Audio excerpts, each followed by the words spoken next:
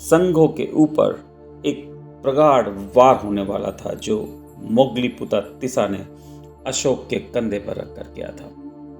तिशा रिक्षा भी एक विशेषण है जिसका मतलब है तिशा की रक्षा करना, यानी असंधि मित्रा की जो नौकरानी थी वो मोगलीपुता तिसा की रक्षा के लिए थी। तिशा रक्षा की एक पुत्री हुई चारुमती, और कहा गया है कि मोगलीपुता तिसा के साथ उसने भ्रमण करके नेपाल में कई संघों का विकास किया। अशोक एक कठपुतली से ज्यादा कुछ भी नहीं थे। इस बात का ज्ञान हमें तब आता है जब हम संप्राति की कहानी सुनते हैं। संप्राति अशोक के पोते थे, कुणाल के पुत्र थे, और जब संप्राति वापस अपना राजपाट लेने गए तब इन नए बने हुए संघों ने कहा कि अशोक का बकाया बाकी है। अशोक को संघों को 100 करोड़ दिनार देनी थी, जिसमें से वो 84 करोड़ दे चुके थे और 16 करोड़ दिनार देनी अब भी बाकी थी। संप्रति को उनके मित्रों ने, सलाहकारों ने मिलकर 16 करोड़ दिनारें दी, और जब ये पैसे संघ को मिले तब उन्होंने राजपाट संप्रति को वापस दिया। इसका मतलब सम्राट अशोक मोगलीपुता तिसा के पूर्ण रूप से नियंत्रण में थे। किसी सम्राट का कठपुतली बनना और किसी एक विचारधारा के लिए पूर्ण रूप से समर्पित हो जाना ऐतिहासिक दृष्टि से इतना बड़ा बुरा कार्य भी नहीं है। सनातन धर्म का दुर्भाग्य मोगलीपुता तिसा थे। उनकी महत्वाकांक्षा सनातन धर्म को पतन की ओर ले गई। मोगलीपुता तिसा ने बुद्ध रूपा नाम के एक ग्रंथ का लेखन किया, जिसमें उन्होंने बताया कि बुद्ध दिखते कैसे होंगे। आज से पहले बुद्ध को व्यक्ति के रूप में नहीं देखा गया था। बुद्ध एक प्रक्रिया थे, बुद्ध एक विचारधारा थे, परंतु बुद्ध स्वरूप मोगलीपुता तिसा एक भिक्षु के रूप में अपने आप को दिखाने लगे।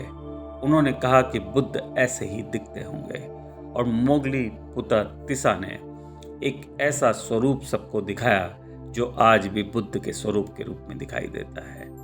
ये रूप मोगलीपुता तिसा ने राजनीतिक कारणों से लिया होगा।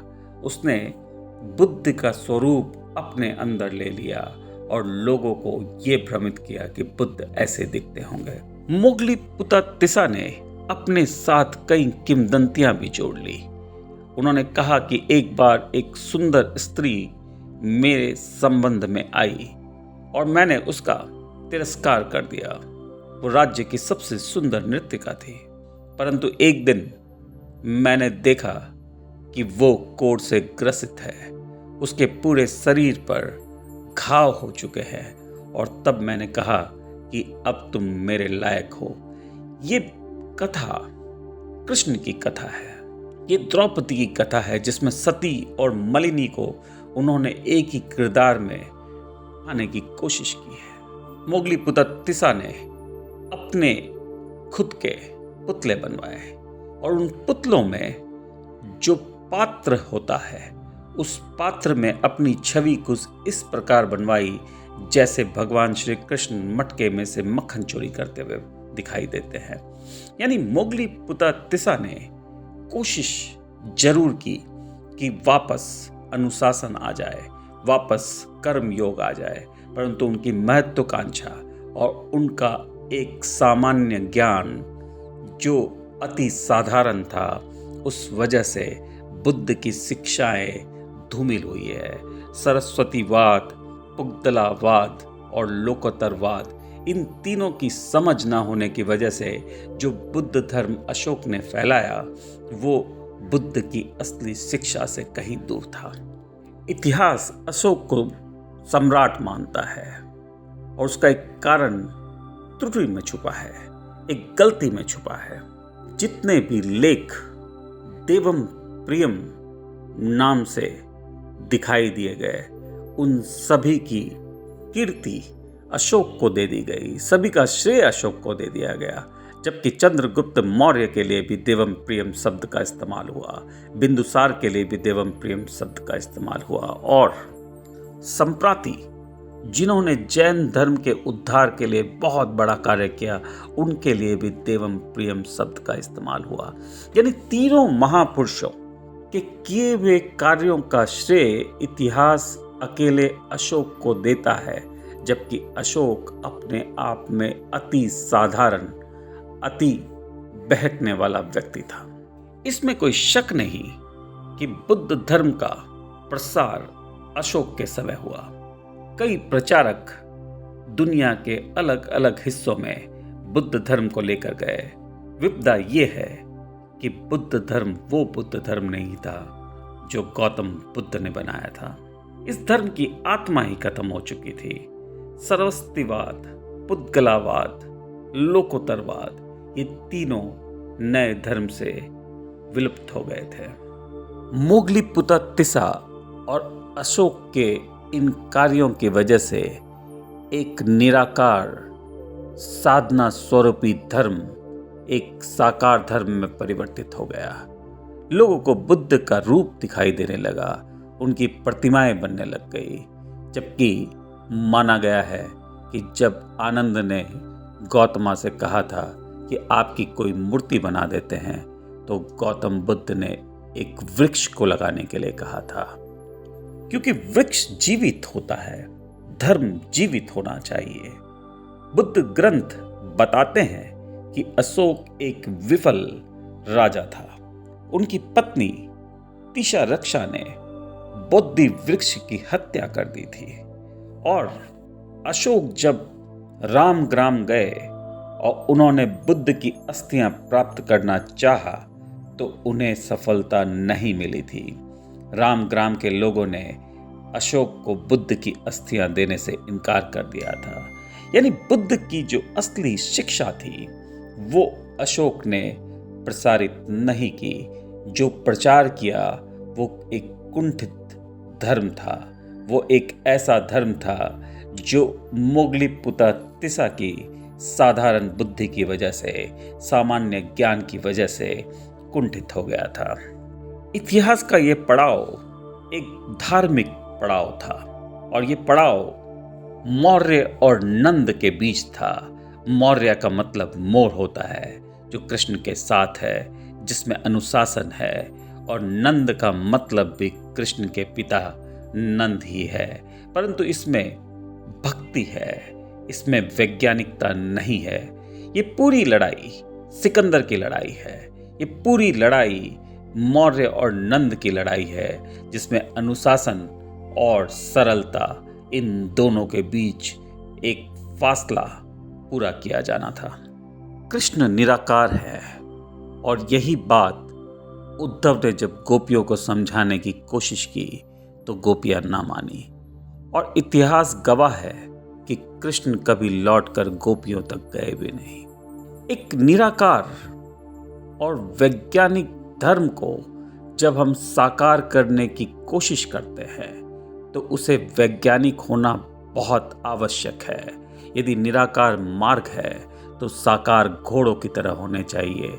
यदि निराकार मार्ग है तो साकार सिर्फ एक मददगार पहलू होने चाहिए। बुद्ध एक मंजिल है, बुद्ध एक विचारधारा है।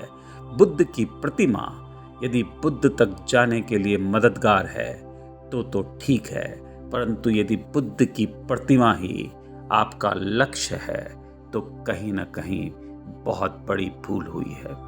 और इतिहास गवाह है कि धर्म हमेशा जीवित रहेगा।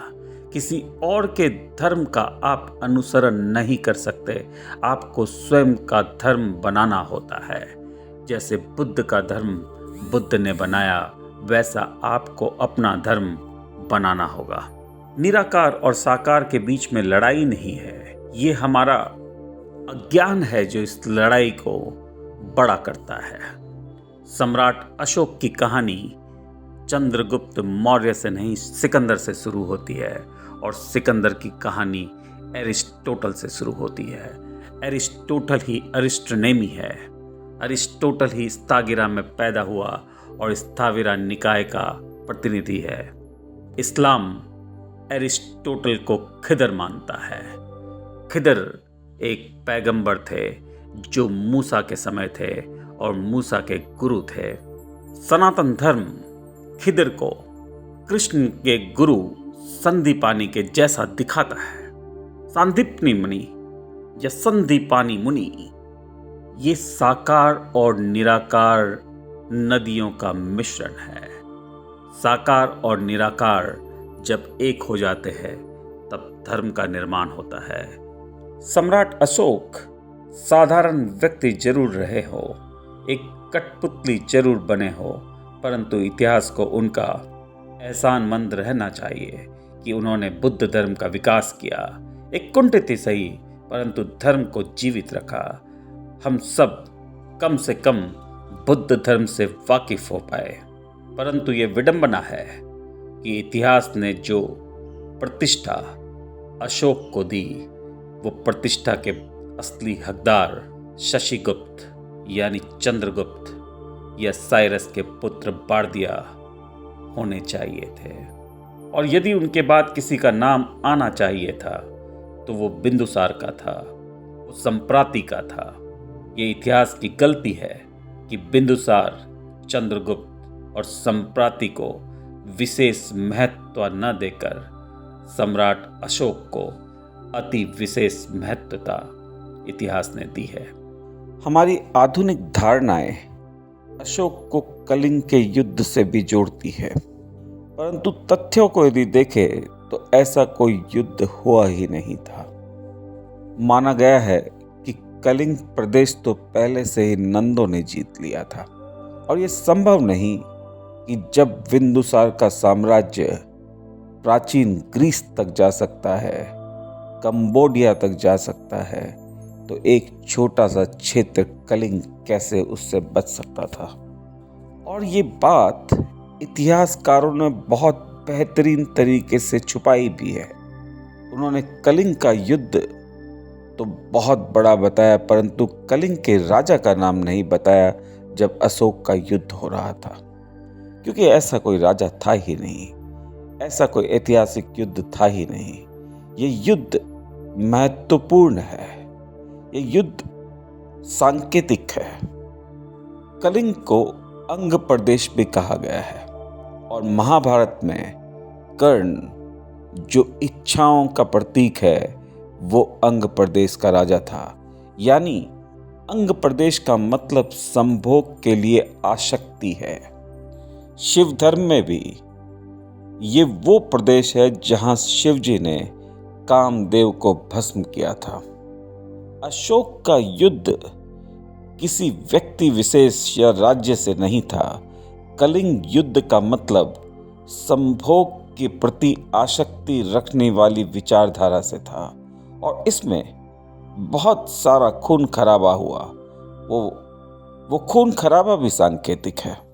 गौतम बुद्ध के जाने के बाद जो विहारों की स्थिति हो गई थी, जहां संभोग के प्रति अनुशासन नहीं था, जहां आसक्ति थी, उस आसक्ति के सामने जो युद्ध हुआ था वही कलिंग का युद्ध था। ये ऐतिहासिक नहीं सांकेतिक युद्ध है और कलिंग ही शक्ति पूजन का केंद्र बना। शिव पूजन में शक्ति का महत्व कलिंग के बाद ही आया। वही भुवनेश्वरी देवी बनी, वही त्रिपुरा सुंदरी है और वही अशोक सुंदरी भी है। सम्राट अशोक की वजह से अनुशासन आया। सम्राट अशोक की वजह से विहारों में जो आसक्ति थी वो खत्म हुई। सम्राट अशोक ने हिंसा दी, परंतु उस हिंसा के बाद एक शांति का दौर भी आया। यही दौर अशोक सुंदरी का दौर था, यही दौर शक्ति पूजन का दौर था। आज के लिए इतना ही। बहुत बहुत धन्यवाद।